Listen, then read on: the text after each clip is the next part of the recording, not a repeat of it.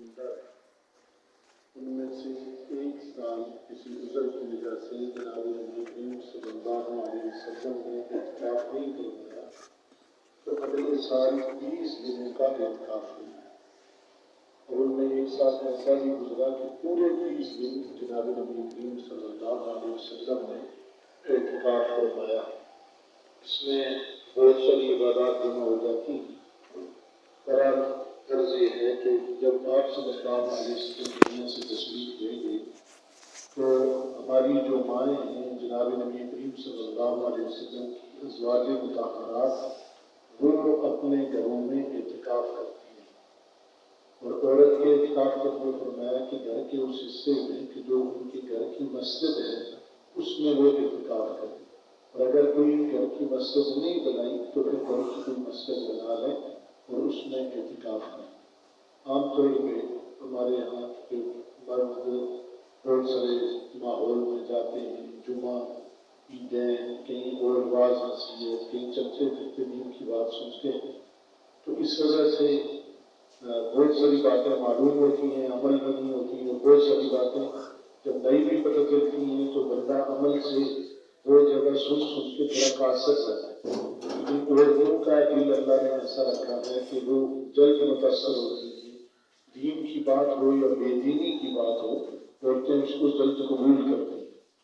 تو یہ جو دین ہے یہ ہمارے اوپر فرض ہے کہ ہم عورتوں کو اس طرف لائیں، اس لیے کہ اگر عورت دیندار ہوگی تو پورا خاندان دیندار ہوگا، اور اگر مرد دیندار ہوگا تو صرف وہ اپنی ذات تک ہوگا یا دروازے کی چوکھٹ سے باہر ہوگا۔ تو ہمارے گھروں میں دین کی بہت کمی ہے۔ اس کی بنیادی وجہ ہم لوگ ہیں، کیونکہ ہم عورتوں کو دین کی بات پوری طریقے سے سمجھاتے اور بتاتے ہیں۔ تو یہ جو دن ہے 10 دن، اس میں ہر گھر میں یہ معمول ہو کہ زیادہ سے زیادہ عورتیں، جس میں 3-4 عورتیں ہیں تو 2 عورتوں کو فارغ کر کے اعتکاف بٹھایا جائے۔ ہر گھر میں سنت اعتکاف کا معمول ہو کہ آج کی شام سے لے کر تو چاند دیکھنے تک عورت بیٹھ جائے، اور اگر ایک ہی عورت ہے یا کوئی عذر ہے تو پھر نقلی اعتکاف کی عورت کو نیت کروا، بہت زیادہ ضروری ہے۔ ہمارے یہاں ماحول یہ ہے کہ عید کے دنوں میں وہ چیزیں بھی دھوئی جاتی ہیں جو پورا سال نہیں دھوئی جاتی، ان جگہوں سے بھی صفائی کی جاتی ہے جن سے پورا سال نہیں ہوتا۔ یہ جو دن ہے نہ یہ صفائی کے ہیں، نہ یہ کپڑے دھونے کے ہیں، نہ یہ خریداری کے ہیں، بلکہ یہ دن اللہ کو راضی کرنے کے ہیں اور پورا سال نیکیوں کو جمع کرنا، سٹاک کرنا۔ تو یہ ہمارے اوپر فرض ہے کہ گھر کی عورتوں کو زبردستی کسی طریقے سے منت سماجت کر کے ان کو اعتکاف بنائیں اور پھر ان کی خدمت کریں۔ اور آپ یہ سن کے حیران ہوں گے کہ جناب نبی کریم صلی اللہ علیہ وسلم جو 1 سال اعتکاف نہیں بیٹھے، وہ بیویوں کی وجہ سے نہیں بیٹھے، اس پہ انشاءاللہ تفصیلی بات کریں گے۔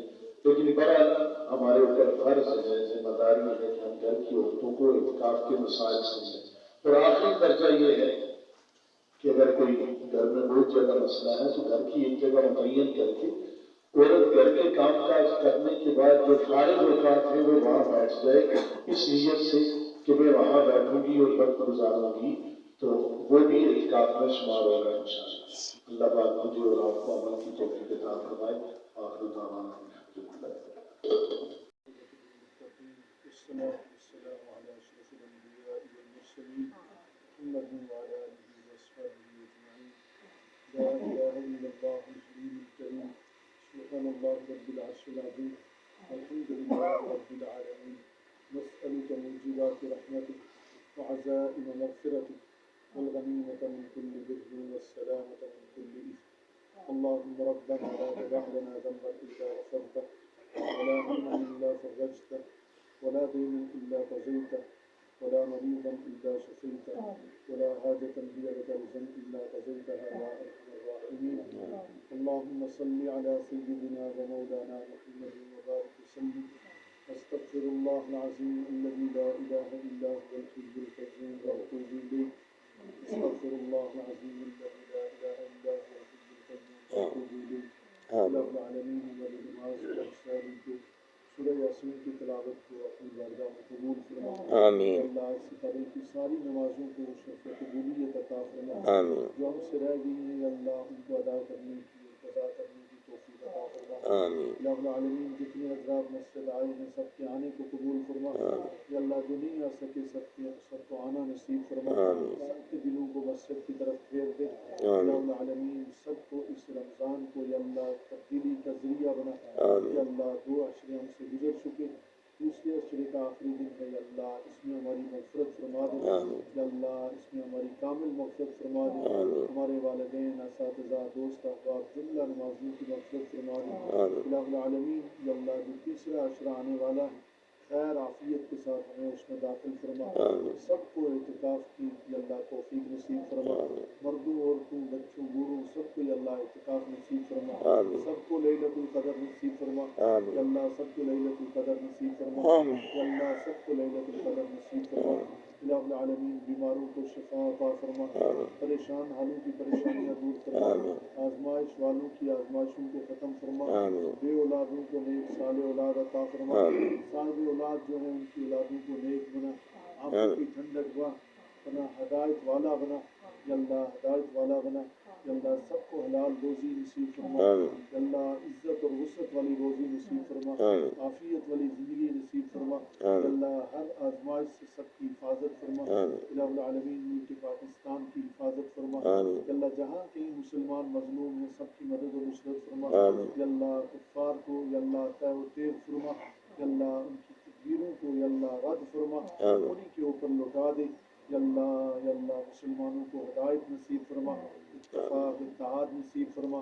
آپس میں لڑنے مرنے سے محفوظ فرما. الہ العالمین ہم سب کی جائز حاجات کو پورا فرما. یا اللہ سب کی جائز حاجات کو پورا فرما. ہماری دعاؤں کو قبول فرما. یا اللہ ہماری دعاؤں کو قبول فرما. عافیت والی زندگی اور شہادت والی موت نصیب فرما.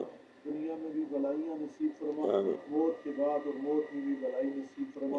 یا اللہ ہم سے راضی ہو جا. یا اللہ ہم سے راضی ہو جا. یا اللہ چنیدہ پسندیدہ برگزیدہ نیک لوگوں میں شامل فرما.